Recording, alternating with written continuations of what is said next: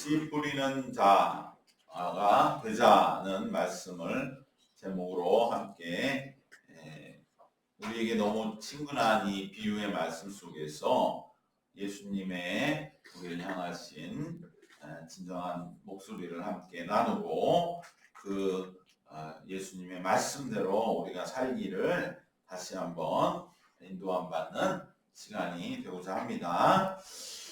이 씨를 뿌리는 비유는 매우 친근한 비유이고 우리가 여러 번 많이 익숙하게 들어온 비유일 것입니다.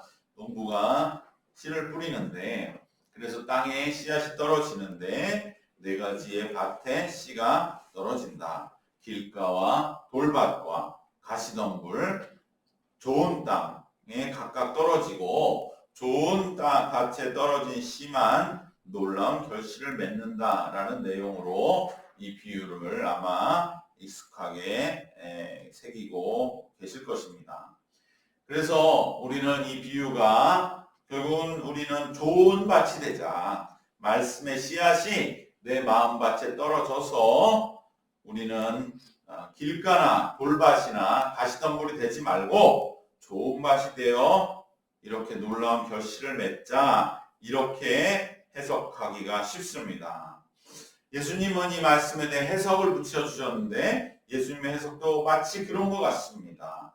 그러나 이 비유는 결코 좋은 땅이 되자는 것이 이 비유의 목적과 제1번의 이유가 아닙니다.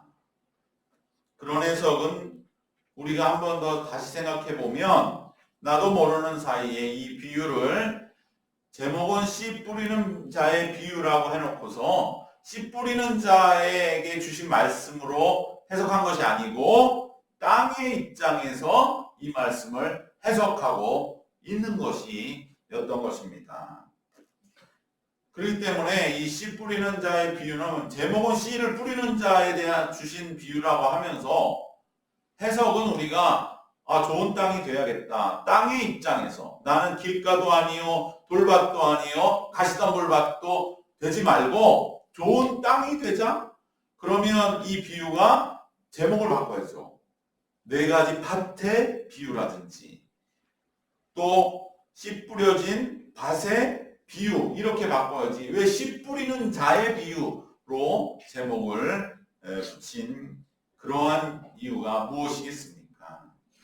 즉 이 씨 뿌리는 비유는 우리가 흔히 새기듯이 좋은 밭이 되라는 도덕적이고 의무적이고 율법적인 교훈을 주는 것이 이 비유의 목적이 아닙니다. 예수님의 말씀도 우리 다시 한번 잘 들어보면 예수님은 이 비유가 씨를 뿌리는 자가 씨를 뿌리러 나가서라고 시작을 하고 계시고 그리고 나중에 30배, 60배, 100배 결실을 하였다라고 끝을 맺고 계신 것입니다. 즉 땅에 관한 것은 뒤에 해설을 해주셨을 적에 그 해설이 우리에게 너무 상세하고 그 해설 속에 차이점들이 너무 명확하게 마치 우리가 말씀을 누구나 듣는 자가 되기 때문에 그 강조점들이 너무나 감탄스러우면서 땅에 대한 것이 강조되는 것처럼 여겨지는 것이지 우리는 이 말씀을 철저하게 우선적으로는 밭이 아니라 씨 뿌리는 자의 비유로서 이 말씀을 처음부터 대해야 합니다.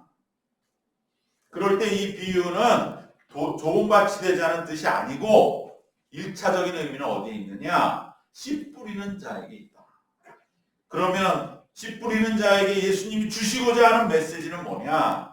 그 비유는 우리가 모두 씨 뿌리는 자가 돼서 씨를 뿌릴 적에 그것은 사랑일 수도 있고 복음일 수도 있고 우리가 뭔가 누군가를 위해 좋은 열매 맺을 일을 위하여 하는 모든 수고가 때로는 길가에 떨어지는 것처럼 내가 왜 일을 했지? 이거 헛된 일 아니야. 나는 이렇게 수고했지만 사실은 아무런 변화도 일어나지 않고 헛되게 내가 뿌렸구만. 그런 생각이 들거나 두 번째로 돌밭에 떨어져서 이것도 역시 마찬가지로 내가 씨를 괜히 뿌렸구나. 내가 이러한 수고 하면 뭐하나 아무런 열매도 없는데 라고 여겨질 때, 세 번째로 가시덤불에 뿌려서 이건 역시 마찬가지로 아무 열매 맺지 못하는 내가 헛일을 하고 있구나라는 것처럼 여겨지더라도 그래서 뿌리지 말아야겠다라는 것이 아니라 그래도 덜어는 좋은 밭에 떨어진다. 그러면 그 좋은 밭에 떨어진 그 씨앗은 30배, 60배, 100배를 맺게 되면 첫 번째 헛되게 뿌렸다고 생각된 길가나 돌밭이나 가시덤불에 뿌려진 씨를 모두 만회하는 것이다. 그러고도 남음이 있다 이거죠. 예수님이 숫자에도 기가 막힌 것은 생각해 보십시오. 처음에 뿌리는 씨앗은 그러면 내 밭에 뿌려질 때에 확률적으로 25%만 좋은 밭에 떨어질 거 아닙니까? 그런데도 30배를 맺는다. 그것은 벌써 25%는 넘어서는 것이죠. 즉 한 알만 좋은 밭에 떨어져도 네가 전부 헛되게 뿌렸다고 생각한 99개의 모든 씨앗은 다 다른 밭에 떨어져도 한 알만 좋은 땅에 떨어지면 1%의 가능성만 있으면 그것은 30배, 즉 본래 머리 써서 25% 좋은 땅에 뿌려야지 했던 것보다도 더 많은 열매를 맺고 30배뿐 아니라 60배, 100배의 결실을 맺을 때는 네가 한 알만 좋은 땅에 떨어져도 100을 뿌렸던 모든 그 헛되나 99의 씨앗들을 다 만회한다. 그런데 어찌 100개의 씨앗을 뿌리면 하나만 좋은 땅에 떨어지겠느냐. 그래도 4개 중에 하나는 좋은 땅에 떨어지지 않겠느냐. 그러므로 너무 허비된다고, 너무 많은 것이 헛되이 날아간다고, 마치 우리가 신앙생활 하면서 사랑을 실천해 보려고 노력하고 애쓸 적에 내게 남은 것이 없네, 내게 주어진 것이 없고 내가 헛된 일만 하며 신앙생활 하는 것 아닌가라고 걱정하고 염려치 말고 열심히 씨를 뿌리라는 위로의 복음이 컸습니다. 우리는 씨를 뿌릴 때 이것이 정말 좋은 밭에 떨어 열매 맺기를 기대하고 뿌리지만 그런 경우는 100개 중에 하나만 있어도 됩니다. 대부분은 길가에 뿌려지고 돌짝밭에 뿌려지고 가시덤불에 뿌려지고 내가 마음을 주고 뭔가 좋은 것을 해주는 것, 남들은 99개는 몰라준다 이거예요. 그러나 하나만, 그 중에 하나만 정말 고맙다고, 나에게 이런 사랑을 베풀어주고 나에게 이런 마음을 써주고 고맙다, 그 하나만 있으면 나머지 99개는 헛된 게 아니다 라고 하는 씨 뿌리는 자에게 주시는 위로의 말씀인 것입니다. 두 번째, 이 비유의 깊은 뜻은 무엇입니까? 그것은 바로 씨 뿌리는 자에게 당장 눈에 보이는 건 뭡니까? 길가와 돌밭과 가시덤불에 씨가 뿌려지는 장면만 눈에 보여요. 그것은 눈에 딱 드러나거든요. 그럴 적에 자기가 뿌리면서도 내가 잘못 뿌리는 건 아니야, 내가 좀 헛된 일만 하고 있는 건 아니야, 안타깝고 헛된 장면만 눈에 보이지만, 그러나 예수님은 네가 눈에 보이는 그 일만 놓고 판단하지 말고 정말로 열매 맺는 그 일은 어떻게 일어납니까? 땅에 씨앗이 심겨서 땅 속에서 보이지 않게, 정작 네가 보는 것은 하나님의 나라가 아니고 보이지 않는 열매 맺는 그 하나님 나라의 일은 보이지 않는 땅 밑에서 발아하고 있으니 그저 뿌리면서 눈앞에 보이는 그냥 허공으로 날아가고 낭비되는 것 같은 그러한 일에만 마음 쓰면서 안타까워하지 말고 희망 없고 소망 없다 하지 말고 진정 열매 맺는 그 일은 정작 네 눈에 보이지 않는 땅 속에서 지금 그 씨앗이 떨어져서 발아하고 움트고 있다고 하는 것을 기억하라는 소망의 말씀입니다. 즉 이 씨 뿌리는 비유는 그러니까 말씀이 좋은 밭이 되자라고 하는 그 차원이 아닌 것이죠. 사실은 씨를 뿌리는 자, 뿌려본 자. 그런데 그 씨를 뿌리는데 전부 허공으로 그냥 다 날아가는 것 같아요. 우리가 열심히 신앙생활 해도 결국 열매는 보잘것없는 것 같은 그러한 마음속에 괴로워하는 바로 씨를 뿌리는 그 주님의 제자들에게 주시는 그러한 위로와 소망이 1차적인 목적인 것입니다. 그런데 왜 우리는 이 비유를 자꾸만 밭의 입장에서 해석하는 것이 솔깃하게 여겨지겠습니까? 결론부터 말씀드리면 우리는 은연중에 씨 뿌리는 자가 되기보다는 말씀을 듣는 자가 되려는 마음에 머물러 있기 때문입니다. 예수님은 이 점을 더 정확하고 깊게 지적하시는 것이 바로 오늘 보면 11절, 12절의 말씀입니다. 우리 11절, 12절 말씀 같이 한번 다시 봉독하겠습니다. 이르시되 하나님 나라의 비밀을 너희에게는 주었으나 외인에게는 모든 것을 비유로 하나니 이는 그들로 보기는 보아도 알지 못하며 듣기는 들어도 깨닫지 못하게 하여 돌이켜 죄사함을 얻지 못하게 하려 함이라 하시고, 하나님 나라의 비밀을 너희에게는 주었다. 너희는 제자죠.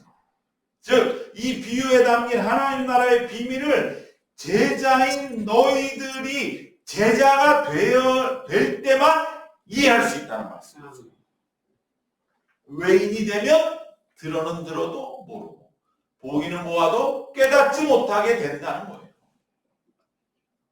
즉 예수님의 말씀, 하나님의 말씀, 이 성경 말씀은 우리가 제자가 되지 않는 한 그저 외인처럼 듣기만 하고 그저 내가 은혜만 받고 나를 감동시키고 그 선에서만 이 말씀을 대하면 그는 바로 오늘 비유에 나온 첫 번째, 두 번째, 세 번째 길가, 돌밭, 가시덤불밖에 안 되고 좋은 땅은 될 수 없다 라고 하는 아주 정말 깊고 묘한 비유가 되는 것이죠.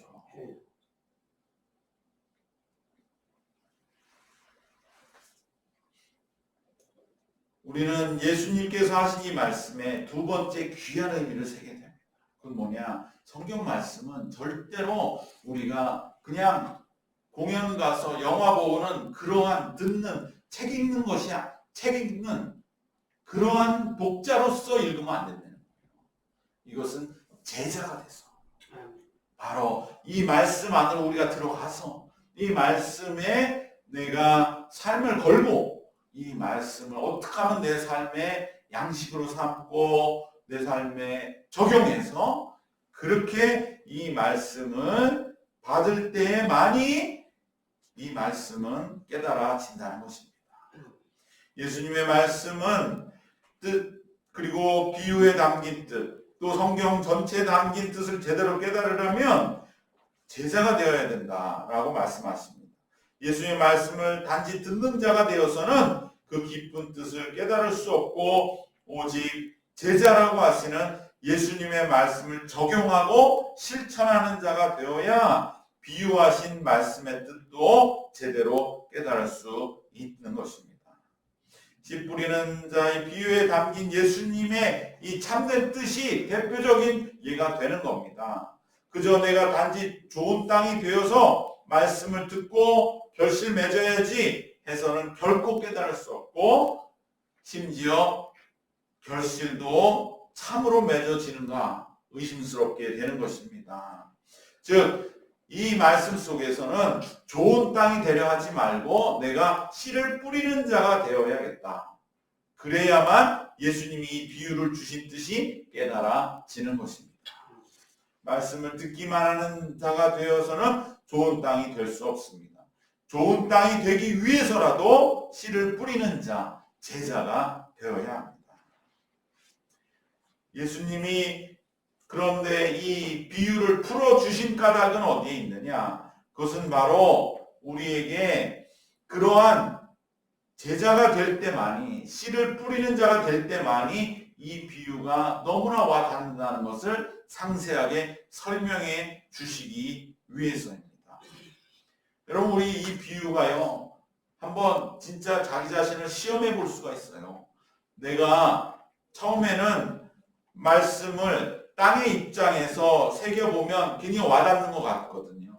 정말 내가 어떨 때는 말씀을 들어도 바로 그냥 예배당만 나가면 잊어버리는 길가 같은 마음, 때로는 말씀을 듣긴 들어서 내가 이제 변화돼야지 이렇게 생각하는데 믿음의 뿌리가 없어서 또 나에게 시련이 오고 하면 또다시 그냥 불신자로 돌아가는 것 같은 길가 같은 믿음, 또 돌밭 같은 믿음, 그리고 말씀을 내가 이제는 정말 내 안에서 좀 자라게 해야겠다. 그런데 나보다 더 빨리 자라는 게 있는데 그게 가시덤불이라.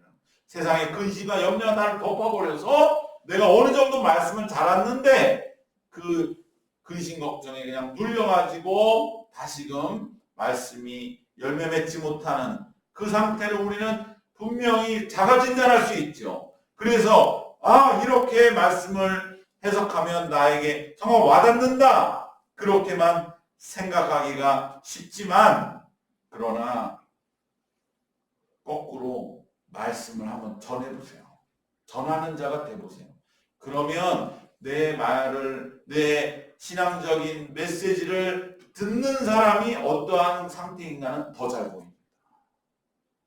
우리가 말씀을 전하고 나누고 하지 않았기 때문에, 그냥 듣기만 했기 때문에 그 정도 해석도 충분히 내가 이 말씀에 대해서 적용했어라고 생각하지만, 전하는 자가 돼보세요. 그러면 이 비유는 정말로 나에게 생생하게 와닿습니다. 그리고 나는 어떤가, 이러한 뼈저린 깨달음을 얻게 하는 말씀이 되는 것입니다. 그동안 우리가 이 말씀을 해석한 대로 길가나 돌밭이나 가시덤불이 되지 말고 좋은 밭이 되자, 그렇게 해석하면 될 것 같아 보이지만 오히려 씨 뿌리는 자가 되어보면 이 말씀은 더 깊고 풍성하게 실감이 됩니다. 밭의 입장에서 새길 때 내가 좋은 밭이 아니라는 회개는 잠깐입니다. 그러나 씨를 뿌리는 자가 되어보면 이 말씀은 놀라운 진리의 말씀이요, 내가 말씀을 대하는 모습, 또 우리 모두가 말씀을 대하는 모습을 거울처럼 보여주고 있는 비유라고 하는데 동의하게 됩니다. 그럼에도 우리는 자꾸만 이 비유를 그동안 밭의 비유로 새겨왔던 것은 앞에도 말씀드린 대로 제자보다는 듣는 사람의 점점 더 많아지고 있기 때문인 것입니다. 그래서 잘 듣는 자가 되자, 그런 뜻으로 예수님이 말씀해 준 것 아닌가라고 새기는 데까지만 우리는 이 비유를 이해했는데, 그 결과로 정작 예수님이 원하시는 원래의 뜻은 가리워졌던 것입니다.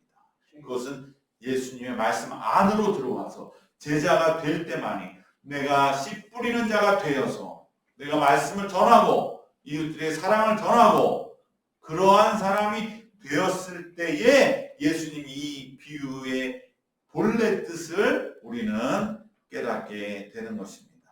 이것이 바로 궁극적으로 마지막 네 번째에 말씀하신 좋은 밭이 되는 길이 될 때에 비로소 우리는 이 말씀이 단지 그저 듣는 좋은 밭이 되라는 뜻이 아니라고 하는 것을 깨닫게 될 줄 믿습니다. 좋은 밭이 되는 길이 곧 씨 뿌리는 자가 되는 것입니다. 그리고 씨를 뿌릴 때에는 아무 걱정 말고 뿌리라는 그러한 해방의 말씀입니다. 내가 말씀을 전해서 준비 잘하고 아니면 내가 사랑으로 전하기 위해서 많이 준비해서 전해줬지만 그 받는 자는 길가처럼 여기고 돌짝밭이 되고 가시덤불이 돼서 이거는 뭘 나한테, 이럴 때에 우리 마음이 때로 고통스럽고 상처있고 자꾸만 얽매여는 그 마음을 풀어주시는 거예요. 씨 뿌리는 걸 때는 그런 거 생각 안 해도 돼. 그냥 뿌려. 그러면 하나라도 좋은 거 같아. 떨어지고. 그러면 나머지 세 개의 못된 밭에 뿌려지던 씨들 다 벌충하는 거야. 그렇게 하나님의 나라는 확장되는 것이지. 내가 하나를 뿌렸으면 하나를 얻고 그게 아니라. 그것은 바로 세상적인 이치일 뿐이라는 것입니다. 눈으로 볼 때는 헛뿌리는 것 같아도 걱정하지 마라. 이미 땅속에서는 엄청난 결실이 자라고 있다고 우리에게 천국의 비밀을 위로해 주시고 다독이시는 말씀인 것입니다. 낭비된 것 같은 씨앗들, 헛된 것 같은 지난날의 모든 수고들 나중에 다 보상받을 것이다. 다 벌충하고 그리고도 나눔이 있을 것이다. 왜? 30배, 60배, 100배 결실이 있으니까. 라고 하시는 바로 밭에 감춘 보화와 같은 말씀인 것입니다. 그렇기 때문에 이 비유 다음에 오늘 너무 길어서 안 읽었지만 26절 이하에 어떠한 비유가 나옵니까? 씨앗은 언제 자라느냐? 농부가 알지 못할 때 자라는 것이다. 26절의 비유가 그 27절 말씀 그렇지 않습니까? 그가 밤낮 자고 깨고 하는 중에 씨가 나서 자라되 어떻게 그리 되는지 알지 못하지 않느냐. 이것이 바로 좋은 땅에 뿌려진 씨를 생각하라는 거죠. 눈에 보이는 그저 허공에 흩뿌려진 씨들이 아니라 좋은 밭에 떨어진 씨앗은 지금도 자라고 있다. 단지 네 눈에 보이지 않을 뿐이다. 라는 그러한 밭에 감춘 보호와 같은 말씀, 곧 위로와 소망의 말씀인 것입니다. 이러한 참 의미는 씨 뿌리는 자가 되어 볼 때에 정말로 감탄하고 뼈저리게 체험하고 진짜 위로를 받고 아 그래 내가 했던 모든 수고는 결코 헛되이 날아가는 것이 아니구나. 반드시 보상받는 것이고 지금도 그 씨앗은 어딘가 나는 알지 못하지만 좋은 땅에 떨어져서 지금 싹을 틔우고 있구나 라고 우리가 마음의 위로를 실감하게 되는 것이지 그저 좋은 밭이 돼서 내게 뿌려주는 말씀을 잘 받아야지 하는 그러한 입장에 머물러서는 전혀 도달할 수 없는 비유의 깊은 뜻이 되는 것입니다. 이러한 참되고 깊은 뜻은 잊어버리고 그저 잘 듣는 자가 돼야지 하는 의무적이고 도덕적이고 율법적 차원에서 이 비유를 새긴다면 우리는 어느덧 살아있는 하나님의 말씀인 성경이 아니라 도덕윤리책처럼 너는 길가야, 너는 돌짝밭이야, 너는 가시덤불이야. 아닌데요. 나는 좋은 밭 될 건데요. 성경은 그런 책이 아니에요. 성경은 그런 책이 아니에요.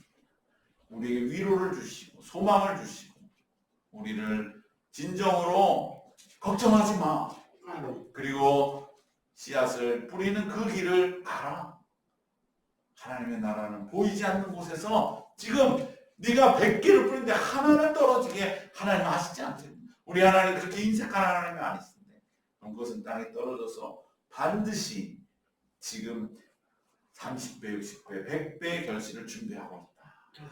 이것이 바로 예수님이 당시에 보았던 농사짓는 모습 그대로였던 것입니다. 그 안에 담긴 하나님의 뜻을 예수님 우리에게 전해주시면서 우리를 위로하시고 우리에게 소망을 주시는 살아있는 말씀이 성경이지 우리에게 너 길가, 회개해, 돌짝밭, 가시덤불 빨리 좋은 밭을 바뀌어야 돼. 바뀌지 않으면 큰일 나. 열매도 없어. 이런 말씀이 아니라 하나님 예수님은 그렇게 말씀하시는 분이 아닌 것입니다. 도덕윤리책처럼 말씀을 대하는 그러한 모습은 말씀을 우를 범하는 것이고 진정이 말씀의 생명력보다는 딱딱한 훈장 선생님 같이 말씀을 대하는 그러한 선입견에 우리가 어느덧 마음을 주고 있는 것입니다. 다시 한번 우리가 이 비유를 보면서 정말 이 씨를 뿌리는 비유 우리가 어렸을 적부터 주일학교부터 들었을지 모르지만 이것은 뿌리는 자에게 주시는 말씀 좋은 밭이 되라는 말씀 단순히 그런 말씀이 아니고 좋은 밭은 돼야지요. 그러기 위해서는 뿌리는 자가 돼야 해요. 좋은 밭이 된다. 그저 듣기만 해서 내가 좋은 밭이 될 수는 없다. 예수님의 말씀은 우리가 그 말씀을 적용하고 실천하는 제자가 되어야지. 너희들에게는 하나님의 나라의 비유를 주었으나 외인들에게는 비밀로 했다고 하는 이 말씀을 우리가 들으면서 우리는 말씀을 그저 외인처럼 듣기만 하지 말고 이 말씀을 내가 전하는 자가 되어야겠다. 정말로 예수님은 나를 위로해 주신다. 예수님은 나의 삶에 소망을 주신다. 이것을 전해야 되는 거죠. 우리가 나누어야 됩니다. 그럴 때 우리는 좋은 밭도 되는 것입니다. 씨를 뿌려야 우리는 좋은 밭도 되고 풍성한 결실을 맺습니다.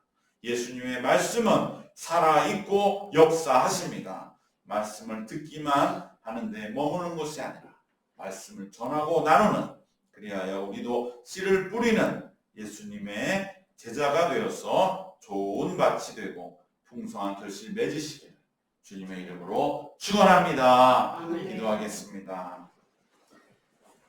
주님의 기쁘신 은혜를 감사드립니다. 주님의 말씀은 영원히 서리라 하신 대로 이 주님의 영원하신 그 끝을 알 수 없는 말씀의 깊이 속에 우리의 모든 문제를 해결함 받고 힘을 얻고, 그리하여 우리가 말씀을 듣기만 하는 것이 아니라 적용하고, 그리하여 우리의 삶에 어떻게 해서든지 실천으로 전하려 애쓰며 또 말씀을 함께 나눔으로 더 깊은 은혜의 말씀의 은혜 속에서 살아가는 참 제자가 되게 하여 주시옵소서. 그리하여 이 살아있는 말씀이 진짜 우리를 살리는 것을 체험하고 실감하고, 그리하여 주님이 나를 진실로 위로하시고 내 삶에 소망을 주심을, 이 생생한 살아있는 생명의 소망을 이웃들과 함께 나누는 그러한 한 주간이 되게 하여 주시옵소서. 예수님의 이름으로 기도드리옵나이다. 아멘.